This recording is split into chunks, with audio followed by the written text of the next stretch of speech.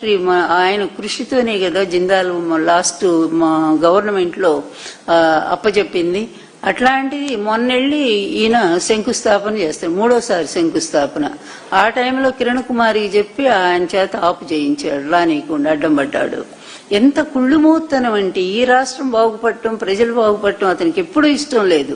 ఎంతసేపు తన దరిద్రపు రాజకీయాలు, ఎంతసేపు ఈ కక్షపూరిత ధోరణి, ఈర్ష్య, ద్వేషం, ఒక పాలకుడైన వాడికి ఏవి ఉండకూడదో అంత దరిద్రపు లక్షణాలన్నీ ఆయన ఒంటి రోగంలాగానే ఆయన మనసు నిండా పట్టున్నాయి. అలాగే ఆయన కొడుకు అట్లాగే ఆ జబ్బులే పట్టుకున్నాయి. ఎందుకంటే అదొక వారసత్వం అనమాట. ఆ వారసత్వం జబ్బు లక్షణం కొడుకు కూడా వచ్చింది. ఎందుకంటే ఈ రోజు అట్లాంటి ఒక ప్రతిష్టాత్మక తీసుకున్న ప్రాజెక్ట్ ని వస్తే నేను ఈయన పేరు వేసుకుంటాడు.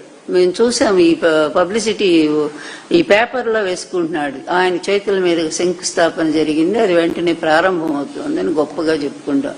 స్వయంగా జిందాల్ గారే చెప్పి స్టేట్మెంట్ ఇచ్చాక